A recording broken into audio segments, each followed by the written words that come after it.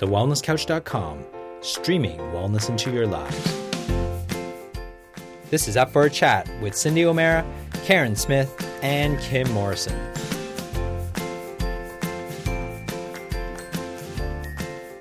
Here we are, up for a chat about the hottest topics that are important to you, inspiring you to awaken the change within. I'm Carren Smith. I'm Kim Morrison. And I'm Cyndi O'Meara. And we have a fabulous couple to interview today, the beautiful Tim and Ness. But before we go there, everybody who's listening, just so that you know, we do also have a tart in the room and a skanky $2 crack whore. Her name is Kim Morrison. This interview could go anywhere. It could become X-rated because we are talking about sex and relationships. So if you have kids in the car, you might want to turn this off and listen to it a little bit later. We don't know because we never know where the conversations are going, but we just want to preempt because we do have a tart. And the tart does take us down certain pathways, does she not? Well, the minute I saw a hunk walk in, I thought, how could we not? Yeah, the whole room changed. At the minute I brought Tim into the room, it was like Kim, her whole disposition, it was like busy. And she saw Tim and she went, oh, hello, Christmas. So that's what I could feel.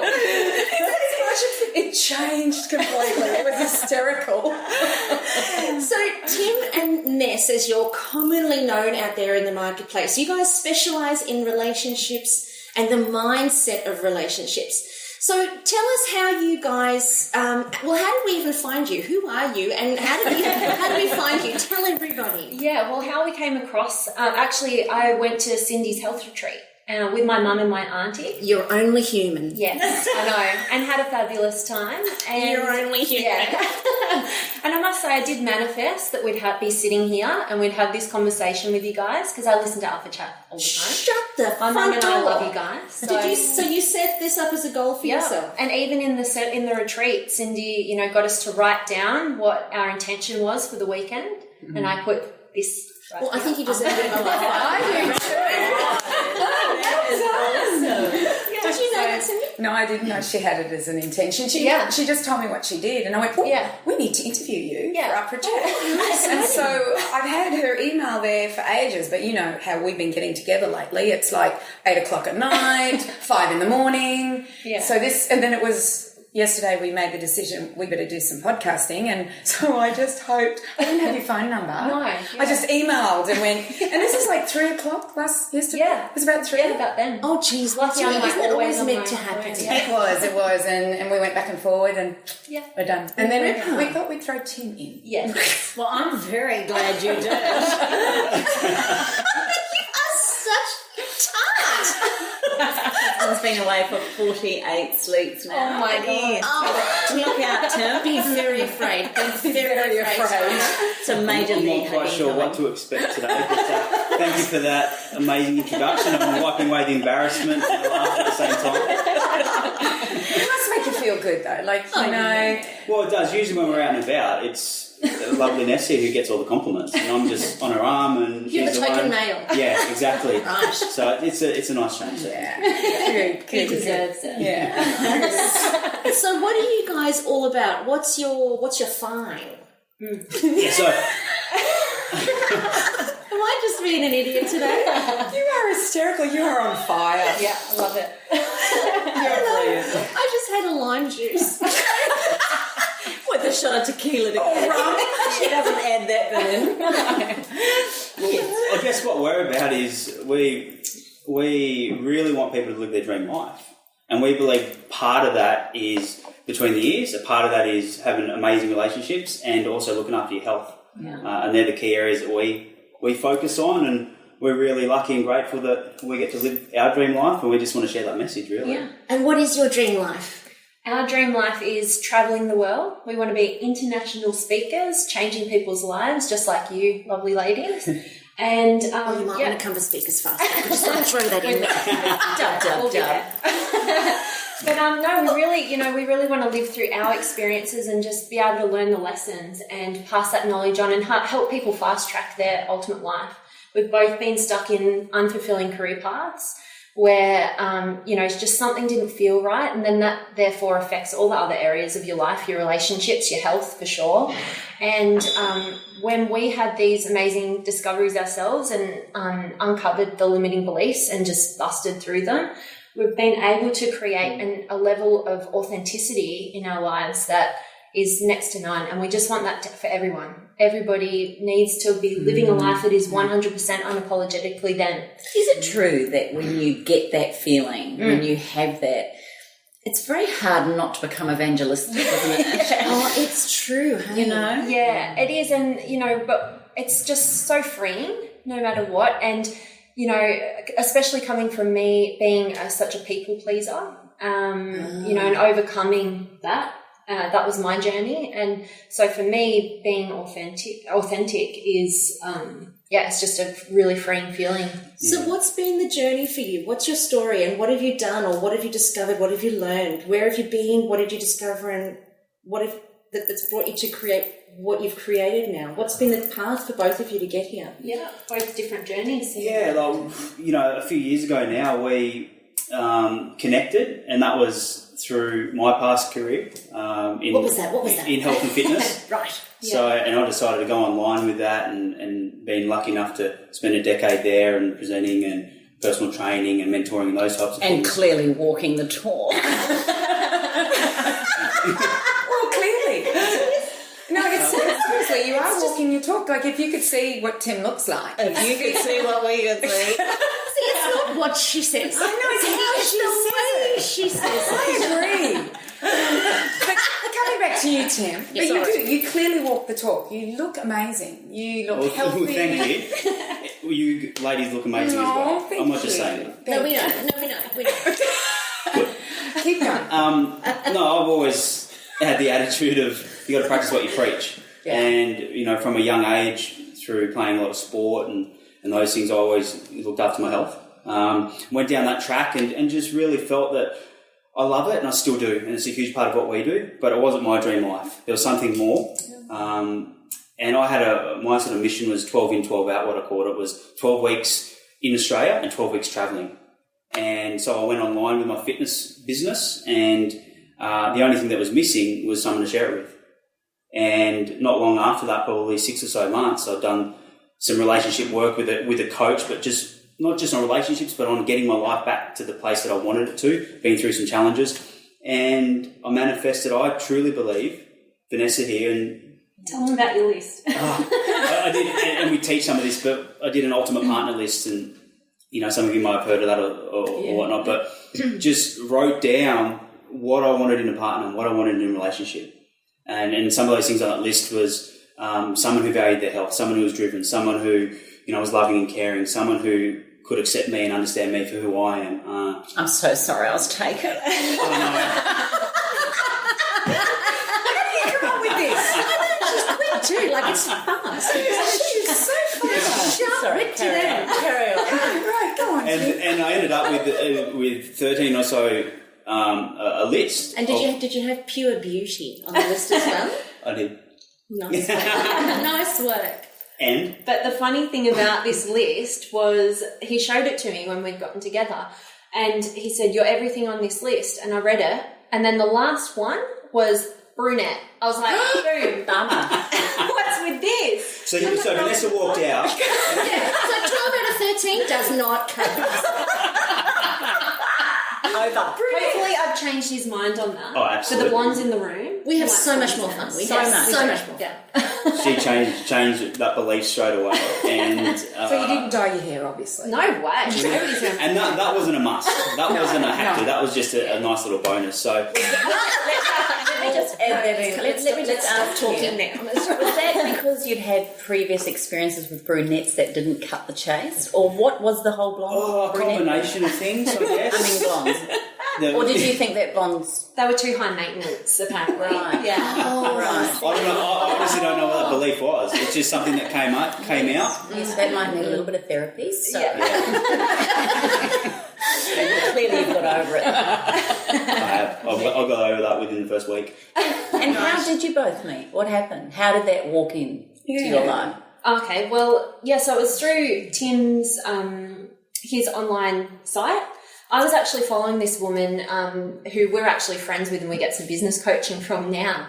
But she ran a health blog and I followed her religiously. And then one day I got an email from her which said, hey, come and check out my friend Tim's website, sign up for his free fitness and fat loss tips. And so I jumped over, signed up, and it was a video each day. So I got to wake up with Tim in bed every morning. I love it.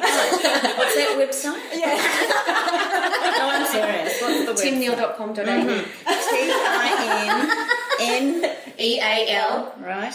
.com.au. I've got a few subscribers now. .au. That's TIMNEAL.com.au. Trust me. Watch everybody's writing You it down. will want to wake up with this Do you know what? deliciousness. They're going to turn the podcast off and they're going to be right onto it because they're going to be wondering what we are looking at. Keep going. Oh, Vanessa, keep going. Yeah, so anyway, got onto that, and then I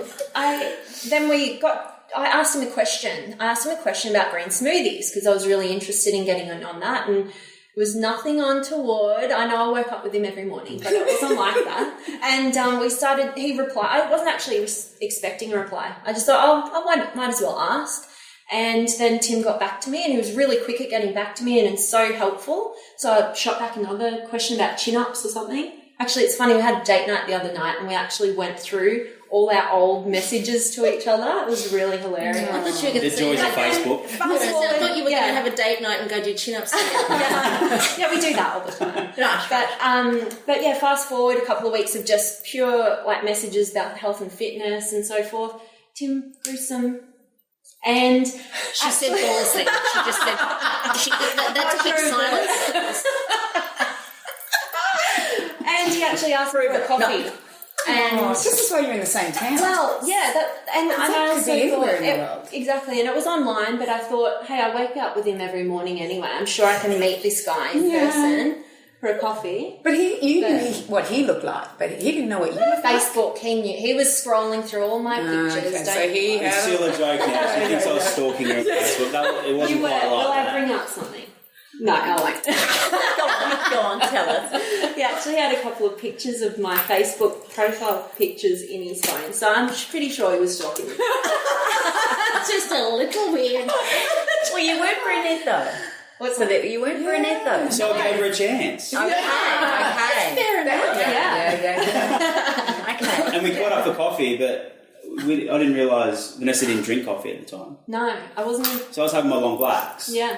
And what did you order, babe? I ordered a hot chocolate that turned out like it was thick custard. It must have been like, what sort of... Oh, like One that of Greek those. chocolate. It was a Greek hot chocolate. and it was like sludge, and I didn't even drink it. It was sat there for 2 or more hours, and then went over and grabbed Went a from drink there. after that, and yeah, it was great. And off we went on our merry ways.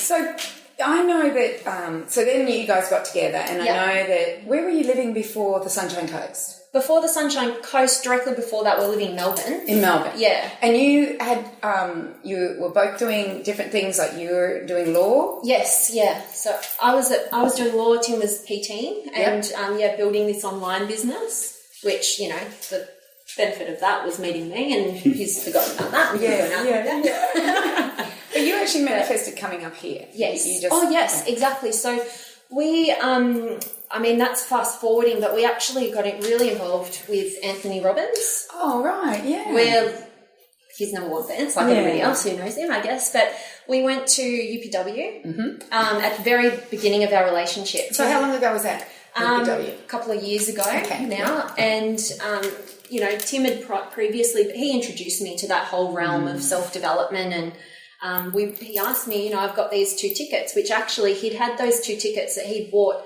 2 years prior when he attended UPW, with the outlook that he'll have somebody to share that with and take somebody with to UPW, which he did. So we manifested that too. So I just have a question for Tim. Yeah. I find this fascinating. How, you weren't there, but you obviously were, and you were on this journey. What gets, was it your family? We were having this discussion the other night. My family was like it. They were the weird ones in the 60s and 70s. So what about you? What got you on this journey? Because I think people would like to know that, is How do they convert their men? Yeah, there we go. That's what we're trying to say. I was very lucky. My parents were right in their self-development and personal development, and my parents were amazing. And I remember sitting in our four-wheel drive as a kid and hearing these people on tape talk and at seminars, and my parents were in the front seat. And at the time, I didn't know until later in life, but they were dead broke. We used to have rice and mince for dinner and dim sum because they couldn't afford anything else. And I've got four brothers, so there's five of us. And boys eat a lot, hey? Yes. And I can't stand rice and mince and dim sims anymore. But they wanted something more. And you know, my parents divorced when I was 2, but my stepdad is a very driven individual. And he's a man, and a lot of who I am today I owe to him, and I owe to my real dad and mum because of the love that they showed. And I remember sitting in the four-wheel drive and listening to these seminars, and half of me was like, I don't like this crap, but the other half is this is useful, and I would have been 10 or younger, and that really sparked my interest in developing me as an individual to grow and to progress and to become the best person I can, and I use different vehicles to do that over time. And that's how I got started with the whole self-development, and was a seminar junkie and still am, and just we're both just enthused to learn. And we're just constantly reading, learning every moment of every day. I mean, even when we're driving, I'm reading us books the whole time. We're highlighting, we're discussing, we're just... Do you read it to each other in bed at night? I like Tim to read to me at bed. It's quite a cute thing to have. Yeah, but in 2 minutes you're asleep. Yeah, I know. Yeah, that's why I like it. And then we don't have to put it out. However, I will say that one of our favourite things too as a couple is actually reading to each other. Yeah. Like there's something very service orientated around doing that for a partner. Sure is. And sharing it even over the dinner table. Like I've really tried hard to stop the kids using any technology at the table, but I'm really happy if one of us has a book or that we're reading something to each other. Yeah. And I think that's just back to that the realness, the realness of life, isn't it? It's that real exchange. Well, we do something else, you know, we do magic moments and lessons learned at night. So that's all about, you know, what were the magic moments throughout the day, and we'll finish a day with that, and a really great reflection tool, and make sure you're grateful for everything. And then our lessons learned are really powerful. So we make sure, you know, every morning we wake up and we get ready and we're listening to podcasts and learning, and then we sit down, we have a whole empowerment morning ritual that we'd like to go through. The first sort of 2 to 3 hours is our time. It is. You know, we own our mornings. Do you have children? No. How old are you That's why I guys? do that, probably. I'm 27, Tim's 30. Yeah, right. Oh, they're babies. Beautiful. I know. Well, I want to hear your rituals. Can we hear what you do in the morning? I'd love to hear your Every rituals. nice topic here. Yeah. Stop it. Well, we know she falls asleep at night, don't we? Right, okay, so the more... Right, okay, DBs. Let's skip over that. What's a DB? What's a DB? What's a DB? A dawnbreaker. You asked? We are so... What the hell is that? Sorry. No idea. Sorry. Carry on. Anyway, back to you. Yeah, where were we? Well, after the Dawnbreakers, so after that bit, no. We pretty much, we have meditation. So we do a 20-minute meditation together, usually out on our porch, getting a little bit of sun at that time. Unless it's over some beautiful trees, which we love. It's beautiful. We love where we live. Usually it's beautiful out there. And then we sit down with our coffee and nuts, and we write our gratitude, and we call it our empowerment time. So we do 3 sets of questions. So we do, today I'm proud of, today I forgive myself for, and today I'm committed to. And then after that, we actually write a belief scale. So a scale from 1 to 10, how much are we believing in ourselves today? And then the reasons why. So how we can make that a 10 if it's not. Because we realise with everything we do, we have to believe in ourselves, because there's so much uncertainty in what we do. We're creating stuff from scratch, and we're living away from our families. It's all on us. And after we do that, we also do a cult commitment. So how we can add value to our cult, to our tribe. How can we create that and make sure we're delivering every single day? And then we do gratitude. We do 5 gratitudes for ourselves personally. and then we follow that up with 5 gratitudes about each other, and then we share it. So amazing ritual. It's incredible, and you know, nothing can shake us from that, no matter where we are. I mean, we did ours this morning at the cafe, and then we did a bit of meditation in the car before we came in. It was I'm going to say we were driving. No, because Tim wanted to. I'm like, I actually want to get there alive. I can show you how to meditate while you're driving. Oh, okay. We'd love to hear it. Well, I could totally do that because I just sit in the passenger. Yeah, totes. I can show you how to do that. I actually freak out when I'm listening to a podcast and then my meditation comes on, and it's it's to put you into the beta state? Yeah. It's to put you into that, and I'm like, because it will happen automatically with the sounds that they embed. And it is and I do. I actually go, oh my gosh, it's not meant to be on. Especially when I'm by myself, because it's like my anchor, and it does stop me straight away. I do.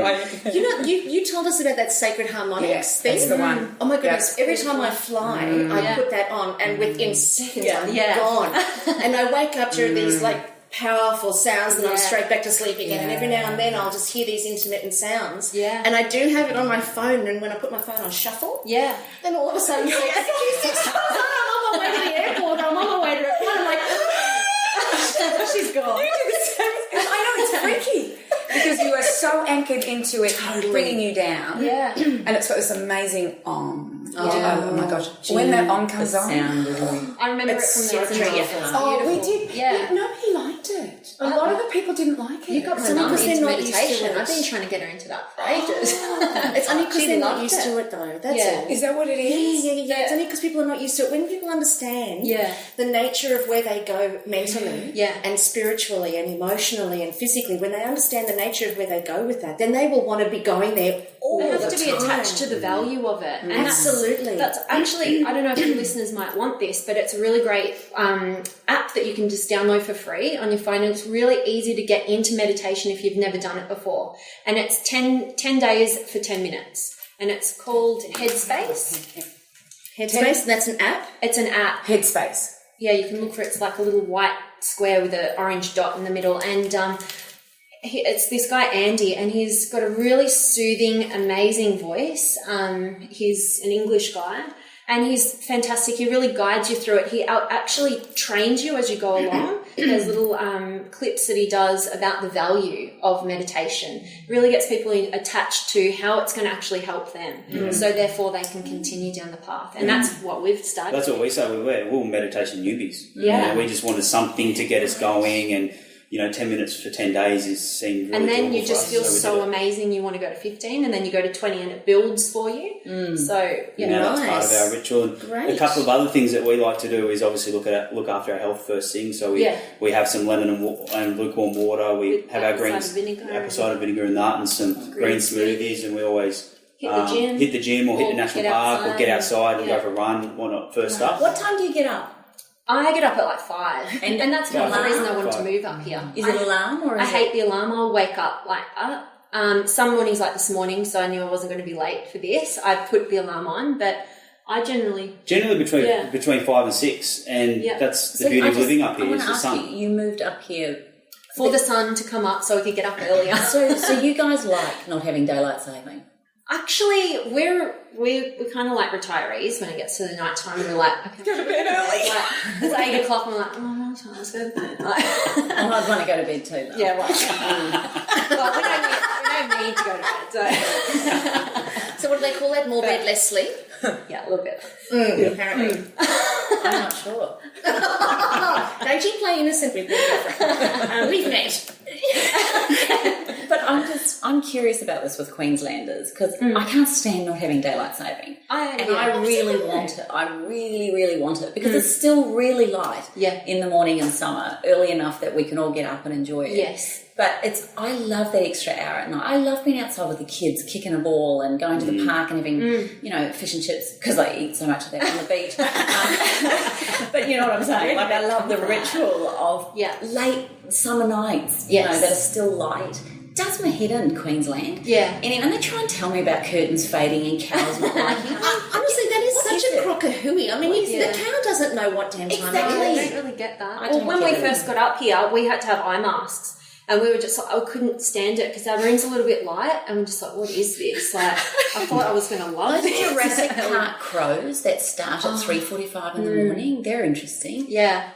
We've got a collection of birds that seem to wake us at 4:30 maybe. Or whatever. Yeah. So you wake up naturally. Like I'm loving this. This is just such music to my ears, what you do. What I'd love to ask you both, though, and I know you're not there, but what would you say? There's a lot of people listening to this.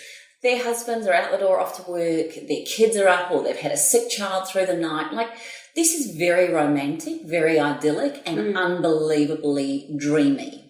What's the reality for those of us that are going for it from the minute we wake to the minute we fall asleep? What would be your quick tips? Have you thought about it? And what would you do for those of us that are, full on? I think you need to identify what your highest values are and make sure that they're aligned with your partner so that you can create rituals that are attached to both of your highest values. So, not everybody's like us and want to spend 3 hours in the morning, like doing all these ritual-y sort of things. It's not valuable for everybody, but we're all individuals and we have every single relationship is unique and you have your own special things that you can bring in. What we tend to just tell people is end the day together in bed doing your magic moments and lessons learned. It's so simple and it creates a state of gratitude between you both and it's powerful. But I think, like I was saying at the beginning, it's more about finding what's most valuable for both of you and how you can share that time together.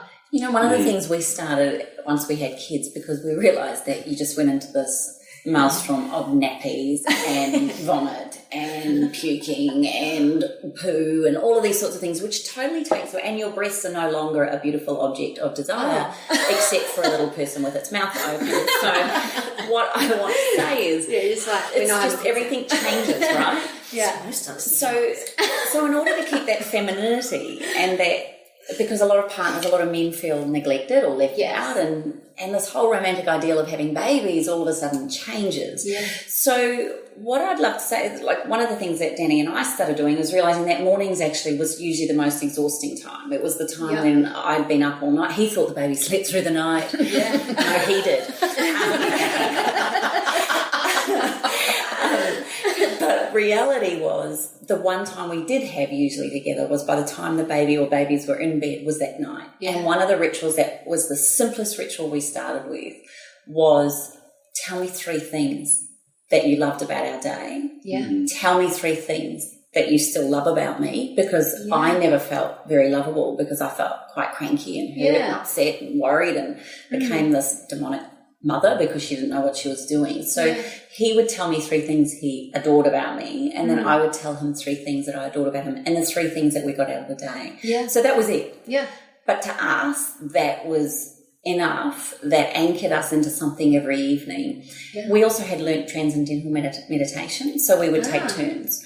At one, and even if one of us was meditating and the other one could hear the baby, and the worst thing for me as a mother was hearing the baby crying with him, because he felt incapable of doing what it needed, and he'd come in eventually and go, look, it's you she wants. Yeah. You're the milk truck. But all I'm suggesting, but just hearing you saying that, is I remember now going back to that time, we still never stopped that little ritual in the evening. Because it's such a high value of yours. You get so much from it, and that's what keeps people on track. That's why, other things might slide, but that will never in our relationship. We'll always find a way because we highly value it and you get so much from it. And it's easy to be pulled in every direction, and there's obviously, we talk a lot about the inner world and the outer world, and the inner world is what we look after in the mornings, the psychology and how we're going to show up in our days. And the outer world, the kids, the errands, the work, the money, whatever it is for you, you're always going to react to that if you don't set yourself up. Whether that's in the morning, in the evening, or whenever it is, you're going to be at the mercy of the outer world. And we know how that ends. It ends in unfulfilling relationship. It ends in bankruptcy. It ends in, kids who grow up who don't know how to be loved. It ends in, neglected bodies. And blame. Yeah, absolutely. Blaming outside influences. Yeah. So there needs to be some element of focus. If you want success in that area, let's take relationship or health. You can't expect to have... You'd have a vision. Exactly. You can't expect to have an amazing body, amazing health if you never eat healthy and you never get to the gym. It just doesn't work that way. You can't expect to have an amazing relationship unless you take some time out to create an amazing relationship. Yeah. And I think what you two are about, and this is what your business is about, is creating the life that you want. Yeah. So, you were talking about this amazing time that you spend together in the morning. And then Kim came back and said, yeah, but what about the person who does this, this and this? Yeah. But what you've done is that you've taken, you could be those people. You could easily be that man that gets up at 6 a.m, drives to Brisbane because he's got to work at a corporate office. You could be that person, but you have chosen, and you've done it beautifully, to do something. I love this. I think this is absolutely amazing. You're young, you're starting out, and it's like you have created exactly what you want. And I can hardly wait to see you in 20 years.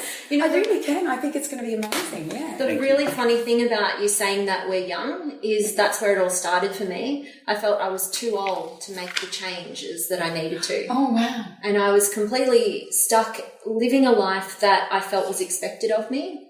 Through this Anthony Robbins sort of stuff, we went to a seminar called Date with Destiny back in August last year, where I uncovered that we all have a primary question. It's a question that we've developed from ages 0 to the age of 7, and it dictates our entire lives. I discovered that mine was, who do I need to be loved?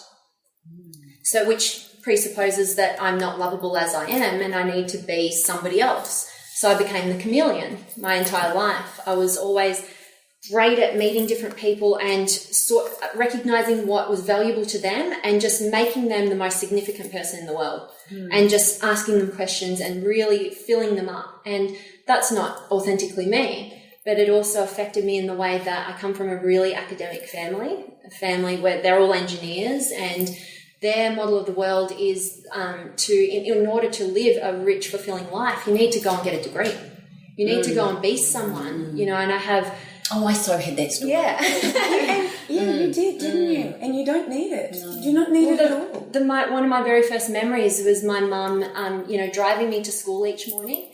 And every morning she'd tell me, Vanessa, you could do anything that you want to in the world. You have your father's intelligence. She's like, what would you want to be? And I remember answering one morning, I said, I want to be a policewoman. And she was so excited when she asked me the question, and then instantly just, no, you can't do that. It's too dangerous. Why on earth would you want to do that when you could be a doctor or a lawyer? So I think, in that, it was a really bittersweet moment for me. It was a moment where I discovered that, hey, it's set me up for life. I know that if whatever I set my mind to, I can achieve. I know I can have whatever I want and go for whatever I want, and I believe in myself that I'll get it.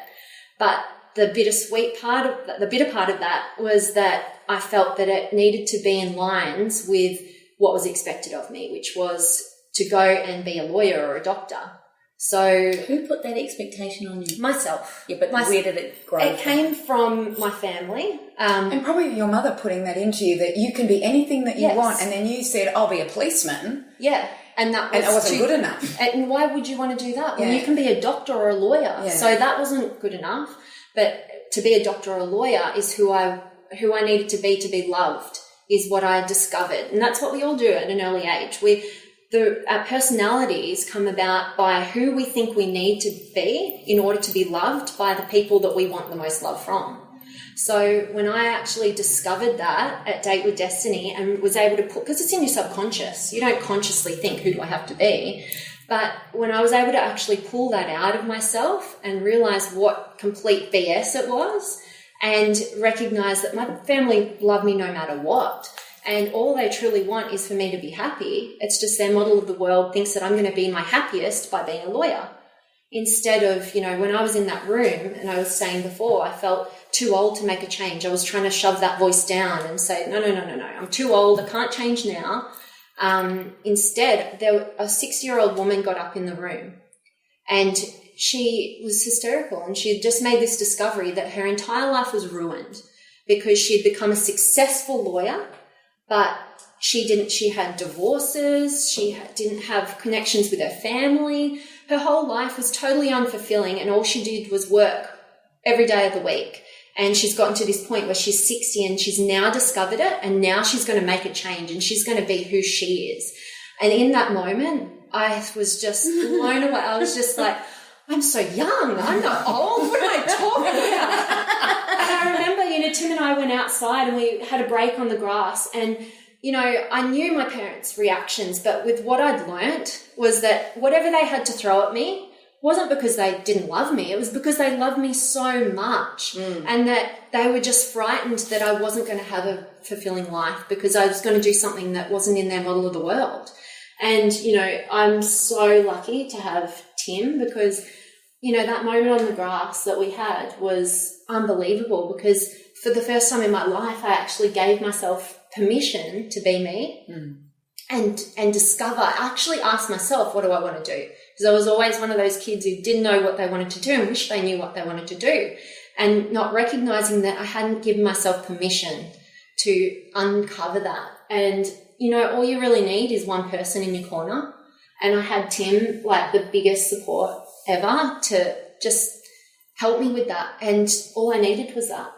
Yeah. It's almost like you came into her life to open her up. That's what I get, is that you were going through... Well, stop it. You've only got to look at Kim's face. I'm looking at Tim and Vanessa, and Tim does this funny face, and I'm like going, oh, what is she doing? That was such a beautiful moment. And she got to trash it. Yes, she's got to trash it. With her tartnicity. Okay, I'm going to start that whole thing again. Because, Tim, you had started that way because you had your stepdad and your mum, and I had the same upbringing as you. My gosh, I remember listening to bloody Earl Nightingale. Oh, yeah, in the bloody car, and you're like, oh, turn it off. Yeah. But really, it makes a difference. So it was meant to be. It was a synchronicity that allowed you to go, what potential do I have? And most people do not get that. No. They don't get that potential. My question is this, though. No, I don't want you to go on from that. I just want to know, though, because on that track, you were saying that you only need one person in your corner. I want to know, can you do it without that person? Yes. Yeah. You can, and that's a discovery that I've now made. But at that time, when I was first giving myself that permission, I wasn't yet evolved into the person I am today, who recognises that I can just do that myself. It's a process. And I think the more you can discover, hey, if I was at Date with Destiny by myself and I made that discovery, once you make that discovery, there's no turning back. You can't go back. There was no chance I could have gone back to uni at that point and finished. I mean, I only had a year and a half left of my law degree. To my parents were just like, finish it. Why wouldn't you finish it? Because when you understand with that level of certainty that, why would I waste another year and a half of my journey when I could be creating what we're creating and fast-tracking that, which is connected to who I actually am? And you just can't do it. So I think it's uncovering it. Einstein says a mind stretched to a new dimension or a new measurement can never return to its original shape. So true. So once you've stretched there, you can never go back. And that's not in the brochure, but you can never go back to the way that you used to be once you've had that whole cognitive rewiring. Yeah. That's amazing. The problem is I feel that people in their everyday life can't necessarily get there. That's why we're so passionate about creating a retreat like what you do, because people need to retreat out of their current environment to fully immerse themselves and give themselves that opportunity to uncover what they really want without the distractions of everybody else and without their environment bringing them down. Sometimes you just need to remove yourself from that, and that's why we want to create that experience for people. So that one person may be a coach of some sort. It may be getting around people who are pushing their limits, because we believe there's only growth and challenge. You're either growing and you're getting challenged to grow, because if you're not growing, you're dying. So if you're in it, whether it's a seminar, whether it's with you lovely ladies here, or whether it's with us or whoever it is, be someone who wants to grow, which will allow that your mind to stretch and to create your dreams. And we see it all the time, people just who are not fulfilled. We're watching a movie the other evening, and it was a great movie. It was a comedy at the cinema, and it's one of our get-outs, is we love to go and see a movie every so often. But there was I said this to Vanessa the other day, there was a scene though on the roof just chatting with the brother and sister, and everybody in the movie was just unhappy. It was just unhappy. Cheating on their partner. Yeah, there's cheating going on, and the work situation here's not going well, and something else is going wrong here. And yeah, we all know it's a movie, but it has a really good crossover into life. That's part of why we do what we do. We help people create their dream life because we're doing it. We know how to do it. We know the steps that it takes to do it. We want to help people who were following that path of pain, like we were, living an unfulfilled life. You're almost being the person in the corner for them, aren't you? If they haven't got someone. Now, I just have to backtrack here because I very rudely interrupted my darling Cyndi. Oh, no, it's okay. And I wanted you to answer the rest of that question, but I just knew I'd forget that. So thank you. That's what I do. Don't forget, so just let me Sorry. No, actually, now that you've said it, what's really funny is that I was listening to how you guys met, and even though we're not married, Kim and I, We kind of are. we met that way too. We spoon. They do. They do. I don't have any part of it, but they do. Isn't that funny? Me and Jodie, we're going to share a room. You two share a room. Yes. But we, it doesn't matter if it's a boy-girl relationship or a girl-girl relationship, and that's not a gay relationship I'm talking about. No. I'm talking about Kim came into my life just before my sister passed away. And it started exactly the same way. She saw my stuff, what I was doing, and she emailed me and got all the stuff, and then it wasn't working, and I just, as she was saying, I thought that's how we met. We met the same way. But that was aside. She wrote my dream girlfriend. Did she have met on the list? No, blonde. I ticked every box, my darling. Every single box. Funny. I was actually talking to my daughter on the way here. She was just we were talking about my sister and my mother because my mum's been past 9 years, and she says, I miss them, Mummy. You know, I really, and she's 23 and she calls me Mummy. And she said, I really miss them and I miss the conversations we could have had. And I said, darling, we have other people in our lives that we have conversations that we missed with them. And I said, one of those people is Kim, you know. She's my sister and I had an auntie conversation with her on the phone the other day. Exactly. And then Carren comes into my life and she becomes a sister as well. And so I haven't really lost a sister. I've gained two. Yeah. Even though I miss her dearly, but it's all these relationships. So, but that aside, what I wanted to ask you too is Anthony Robbins. Yeah. So we went to Anthony Robbins in 95, my husband and I. Turned our whole life around. I've heard this, a little bit of it. Our whole life around. So what was it in Anthony Robbins that you got your sparkle? Had you heard Anthony before the two of you went together? Yeah, it's a great question, Cyndi. And I'd always grown up through self-development, as you've heard, and Anthony Robbins was always someone, I'll get to his stuff one day. I'll get to his stuff one day. I've heard all about him. Yeah. And you go on your own journey. And then it was by fate or whatever. We're huge believers everything's happening for a reason and just roll with it and embrace the uncertainty and the challenge of life. But it was a few years ago and he was coming out to Australia. Yeah. And a friend of mine had bought tickets and he couldn't go. And I was in a place, not a great place to be fair. I had a few challenges in my life. And he came to me and said, can you take your ticket? Yeah. And I was not the right time, you know, a great excuse. Time and money are two of the biggest. But didn't have the money, didn't have the time. But he kept on to me and he begged me. He said, please, I know you get a lot of value. I can't make it. Will you go up to, I think he was in Sydney at the time, go up to Sydney and just, whatever, pay me later, you know, take the time off, do whatever you can. So I went, okay, I'll go. So I went up there. Do you think he was trying to tell you something? Yeah. Like, you need it more than me. Get up there. He was never going. So I walk into this room with a bunch of friends at the time and I had an understanding of what I was getting myself into. And it was, you know, UPW, which is 4 days of just unleashing the power. Yeah, 8 a.m. starts and midnight finishes. You know what is it? Fire walking. The whole fire walking, which is amazing. And I remember, I think it was day 2 or 3, and part of growing up as a man that is ingrained in us is to be a man. And don't cry and suppress feeling, and we do it, and it still happens today, which is part of which we feel is not ideally the way to go. But I remember seeing Anthony Robbins talk about his wife's age, and he's this 6'10" guy. His energy and his influence is undescribable. It's authenticity. Yeah, his authenticity. He's very inspiring, and there's a reason why Ugly is the best speaker in the world. Yeah. And he started talking about his wife and about how much love he has for her and how much he worships her and that he'd do anything for her.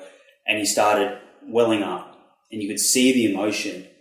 And it was at that point in time I remember seeing every woman in the room wanted to be with him and every guy wanted to be him. And I was one of those guys. I was sitting there thinking, holy crap, this guy's just given me permission to break a promise that I made to myself when I was 10 years old not to cry. And it wasn't until I was 25 years old that I allowed myself to cry. And it was because I saw a role model.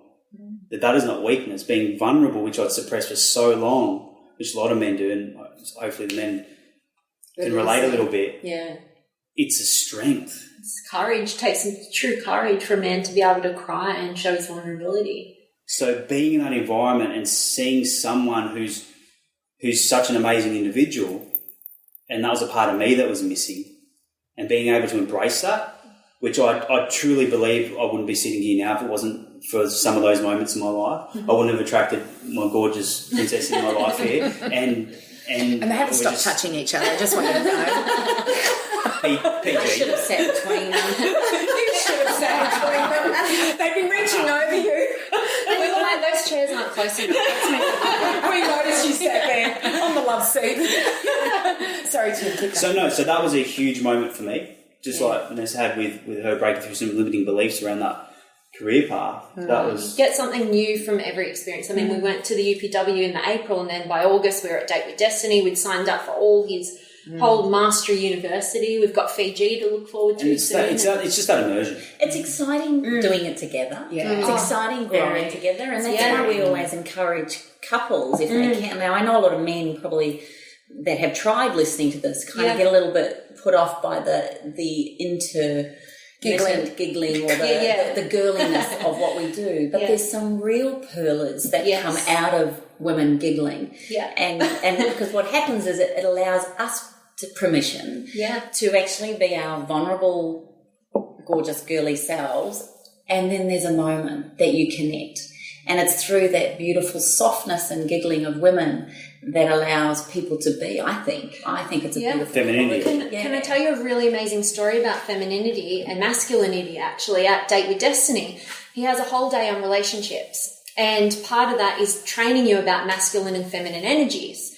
And one of the most incredible moments at this event was where he got all the women in the room it was sort of like understanding femininity gave you permission to be all those different parts of you that you sometimes are like, oh, I shouldn't be giggling, or I shouldn't be like this. And the incredible beauty of it was brought to life. And, all the feminine women got up on the stage. And I felt like I was like 12 years old again, and I was with all these women I'd never met before, and we were just dancing and giggling like little girls because we were given the permission to be that full feminine part of ourselves and not restrict that part of ourselves. And there's a funny story about the masculinity in the room. Men are so driven by freedom. And if you don't understand that, you need to go to Date with Destiny. And he has this segment where he puts on Braveheart. And, there's a section in Braveheart where they're like, freedom. Yeah. All the women sat down, all the men stood up, and it was a dark room, and they played that. And the men in the room, the masculinity, it was just thousands of people in the room just screaming freedom. I did get punched in the head. I laid that one down. I'm like, you're a masculine man. No, he was just feeling you blonde here. Yeah. I'm like, Tim, don't see that. No. But no, it's part of what we teach also is polarity and understanding the dynamic of the energy between men and women, and how we actually need we've got both. Role reversal and men staying stuck in their masculinity and not embracing femininity, and women also becoming more masculine in nature also, which pulls that polarity apart, which then the attraction, the passion goes. So you get loveless relationships without the passion. Well, you see these women and they're going for these huge careers, but they're losing their femininity. What I'm inspired by about the three of you women is that you're driven, yet you're so feminine. Aww. And that's something that I really noticed at the seminar, because I'm so into that, right? But like you ladies, I was skeptical. I was like, I wonder how you're going to present. Like because you have to be in that business mode, will you be that strong business person? But you did that, but you're a strong feminine beauty came through, and that's what it was.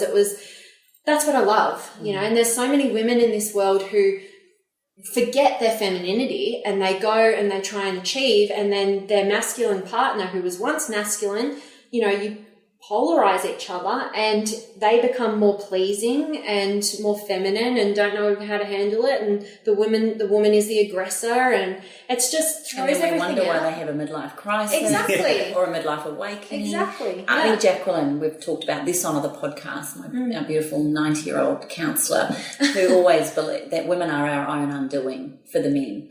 Yeah. In other words, we're trying to go out there and be these driven, high-powered career women and be the mothers and the providers and all of these things. But we also expect this big hunk of a man to be powerful, but then we want him to change nappies, we want him to mow the lawns, but then we want him to clean the bathroom taps. And like we have this constant...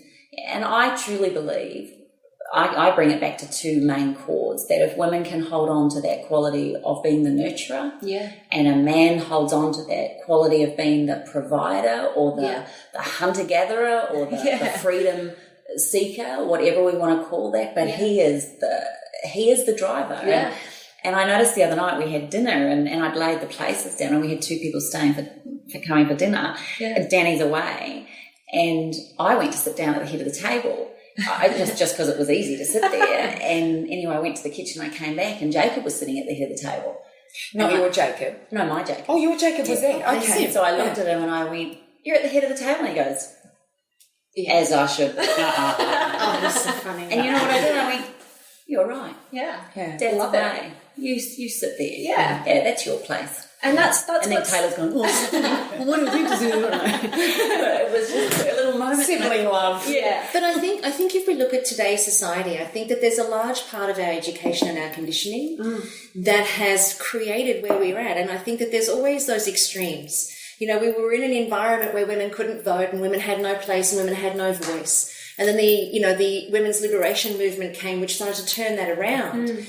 But because the only frame of reference I think women have had over the generations is a frame of reference of masculinity in business and career and success, all of the women have been trained by men, who only know masculine ways. Yeah. And because society has gone through this massive change now where women have turned around, women have found their power in relationships, they have found their place, and now more decisions are being made by women than there are decisions made by men. Yes. We're starting to see this real contrast in the way that we interact in our relationships and the way that we interact in life. But I think the beautiful thing that's starting to occur is there's this great groundswell that's happening with women and with men, is we're now starting to find a little bit more balance because we're starting to understand that the woman in the power suit with the shoulder pads and the big hair and the glasses, that is unsustainable. Yeah.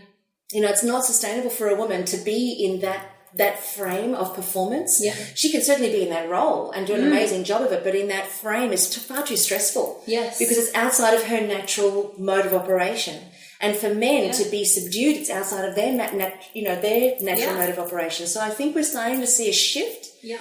Certainly in the people that I work with, I think we're definitely starting to see a shift where people are starting to take their natural place. They're starting to understand that femininity is great power. Definitely. And vulnerability, who invented the freaking word? Because vulnerability is never represented weakness. Yeah. And it's never represented open for hurt. That's never what it's represented. Vulnerability has actually, in effect, in my world, vulnerability equals authenticity. It does. And in authenticity is all power. Yes. There is no power like vulnerability. It just doesn't exist. So I think that there's a lot of women now who are starting to be that authentic feminine female. And in that is enormous power. I mean, look at us, look at the people that come through our retreats and come through our events. I just completed Speakers Fast Track in Sydney last weekend and it was filled with people who are just awake. And they were just willing to stand with their voice and with their message in the power of who and what they were. And it's inspiring to see people awake as opposed to people pretending in order to get that love and acceptance because they never get it anyway. And the thing is, everybody has they're attuned to inauthenticity, right? So when somebody's not authentic, you can kind of pick up on it. You're kind of indifferent about that person. when you don't really, she's nice, she's all right. Instead of somebody who's truly authentic, people are just drawn to them. And that's why everybody's drawn to you three women, is your level of authenticity. And I'm funny. Yes, you are. Oh, you're hilarious. I'm hilarious.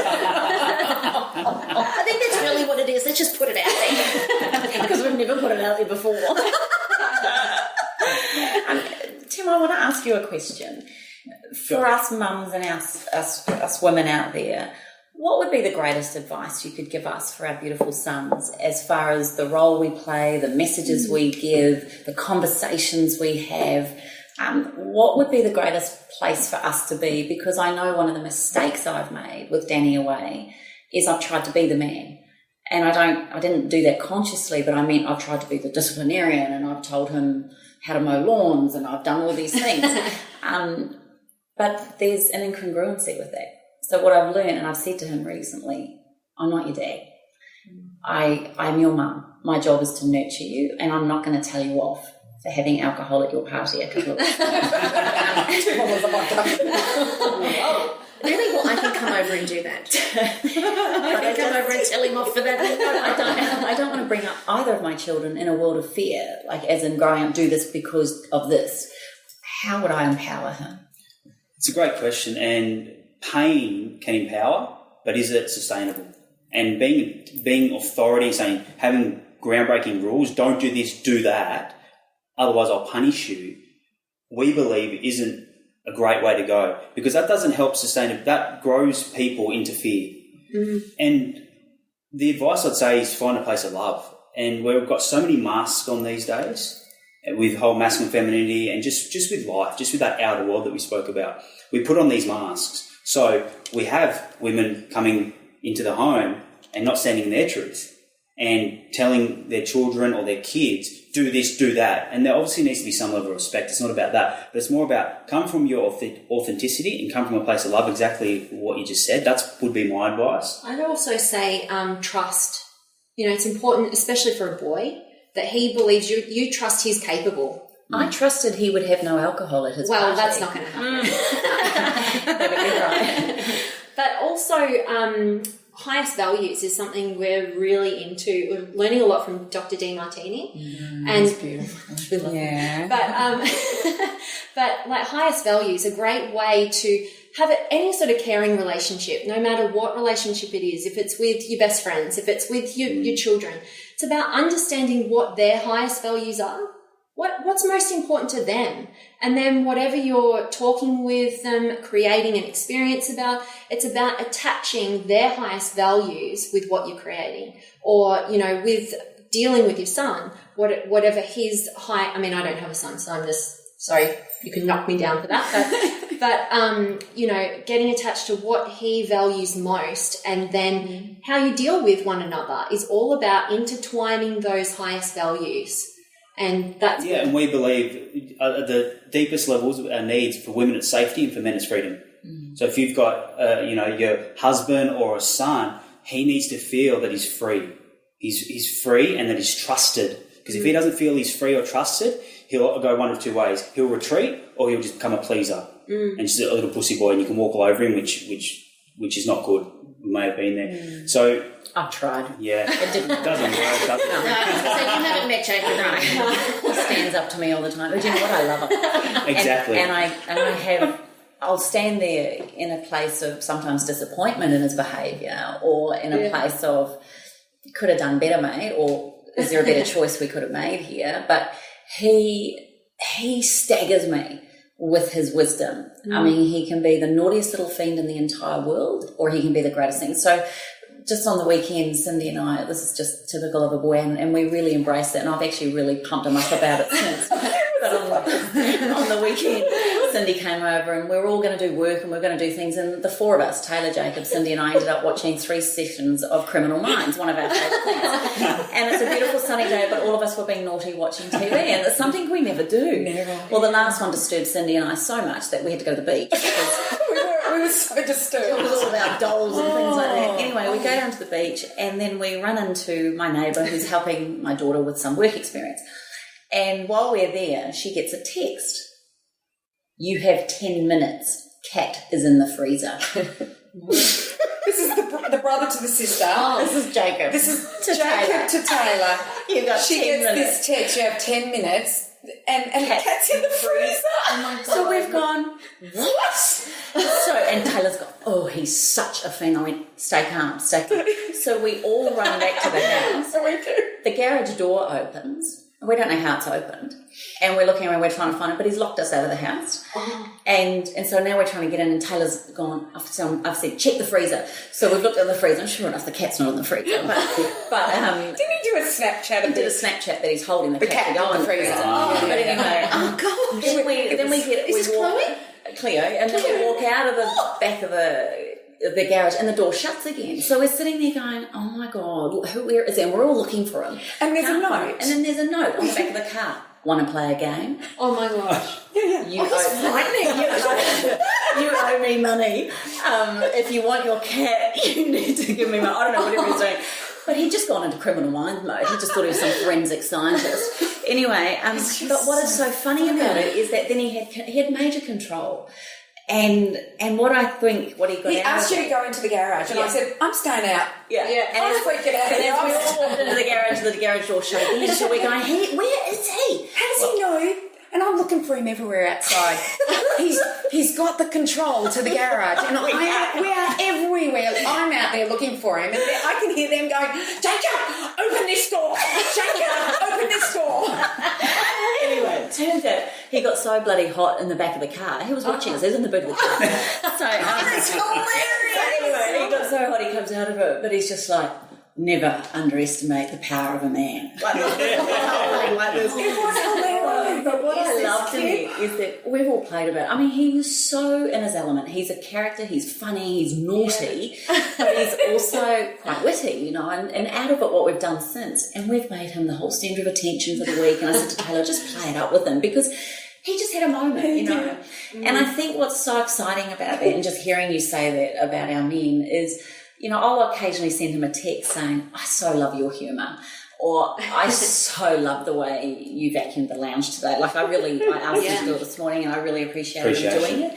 And someone else said to me, you know, you're so full on, Kim. Tell him he has to mow the lawns, or tell him he has to vacuum or whatever. He's still in that space where vacuuming and mowing lawns is a real chore, like literally doesn't, or he reminds you that he did it last month and why should he do it again? But really why I bring all this up is just, I think what I've got from you is it's okay to honour them for being men, but to empower them. It's so true, and we talk to our clients about this, is rather than pull love away and give ultimatums and do this other than, or this will happen, empower through love.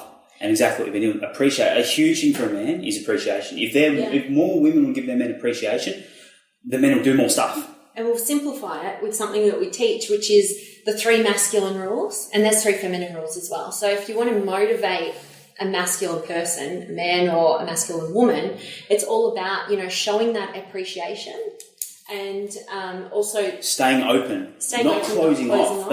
That does not help men.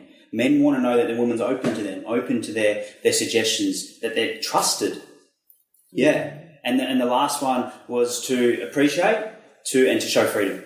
Yeah, give him the freedom. So, and when we talk about freedom, it's about, like I was saying before, giving him that trust that you know he's capable. And, you know, you can't build any relationship without a level of trust and honesty. And if you don't feel like you trust one another, not just you don't trust, you know, you trust that they're not going to go, your partner's not going to go and cheat on you, but trust in his capabilities. Not trying to control. And trust that he can make decisions that are in the best interests of both of your... And that's exactly. Yeah. And, you know, a lot of women, I guess, who go into these masculine roles can't leave it at work, and they come home and they're these dominating forces who don't show their partner the level of trust in their capabilities that they need. And it affects them on a hormonal level, like you ladies would know. It builds testosterone in a woman, which doesn't help her relieve stress. We need a bit of that oxytocin. Yeah. Well, we know how to get that, don't we? We've got some amazing friends still in Melbourne, and Shane and Justine. Oh, yeah. And he's an amazing guy. They're Kiwis. But we won't hold that against him. But he's a driven businessman, and she's got a high-powering corporate job.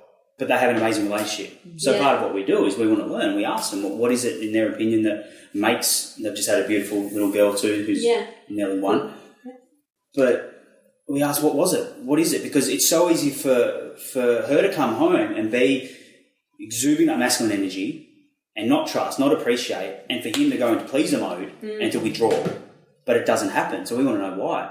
And all they said is communication, and they were both at a consciousness level, realising if that is not in the best interest of their relationship, for her to come home and have all this masculine energy from work and and he needs to be what we call mature masculine, be able to handle some of that, be bulletproof. Yeah. If she's bringing some of that storm, be bulletproof.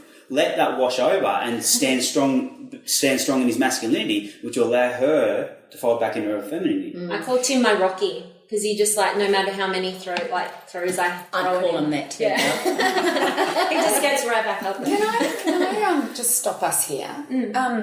We've done our hour, right? Because I'm the timekeeper now. Yeah. But I'd like to continue this conversation in the next week's podcast. Yeah, sure. Sounds great. Okay, so let's do that. I would like to get more into relationships. Okay, let's do that. We didn't hear the female part. I want to hear the 3 female things. Oh, okay. So why don't we work on that next week? Because these guys would be happy to come back. Would you be happy to come back next week? Yes. Yeah. So why don't we go through the femininity side of things? Right, you are. And we'll do that next week. And do that next week. Yeah. I would love. That'll make you stay tuned, won't it? That's exactly right. So, Carren, it's your cue. Okay, so that's my cue to wrap it up. So go to what were you going to say, Kim? Nothing. I was getting the beautiful technological microphone off. Yeah, right. Okay, gotcha. Right you are. So hopefully you've loved this week's podcast as much as we have, and you've loved meeting Tim and Ness. We haven't even talked sex yet. We've still got so much to chat about. Mum can listen to this episode. Yeah. Mum, it's next week's one. You may not want to go there. You may hear things you don't want to hear about your daughter. So go to our Facebook page at allthews.facebook.com/up for a chat and post all of your comments and all of your questions so that we can make sure that we cover everything that you guys want to know. You can also post your comments at allthews.thewellnesscouch/up for a chat, and you can post your comments there as well. Now, for those of you guys who want to get up close and personal with us, come to Awaken the Change Within. That's going to be running on the 20th through the 23rd of November, and it's up on the Sunshine Coast in Mooloolaba. Now, we've still got some tickets available, but make sure that you book your seats because we are going to sell out, and we don't want you to miss out. What we've also decided today as a group is we're going to bring Tim and Ness to Awaken the Change, and we are going to have them deliver some of their content for us. Was that a yay in the background? Ness actually didn't know that this was happening. No, can I tell you now? I manifested that. Hey, maybe we'll be in this, isn't it? Well, you got it. So Tim's been negotiating with Carren while we've been chatting. We're doing it, see? So Tim and Ness are going to come and join us for the last hour, or one of the last hours on the final day, where you get to bring your partners. So for those of you guys who are local and Brisbane-based, or if you're flying in, now's a good time to have a conversation with your partner and bring them up and let them have a bit of time up on the Sunshine Coast, nice and relaxing. And then on the final part of Awaken the Change on the last day, you're going to get some love from Tim and Ness. So we're really excited about that. So join us here next week for more of Tim and Ness with us funky, spunky girls on Awaken the Change Within and become part of the ripple effect that's changing the world. We're going to see you on the ride. All our love. Bye for now. Hi, it's Damien Christoph here. If you're loving the Wellness Couch podcast, then you'll absolutely love our special once-only free 4-part webinar series starting Thursday, October 30.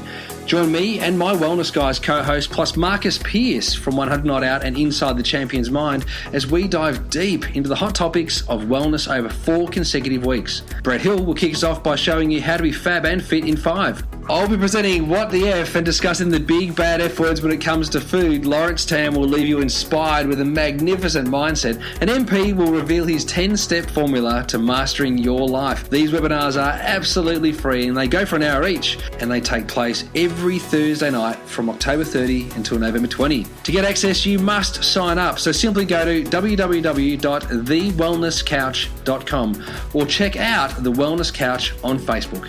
Whilst the Wellness Couch presenter endeavour to provide accurate and helpful information to their listeners, these podcasts cannot take into account individual circumstances and are not intended to be a substitute for health and medical advice from a qualified health professional. You should always seek the advice of a qualified health professional before acting on any of the information provided by any of the Wellness Couch podcasts.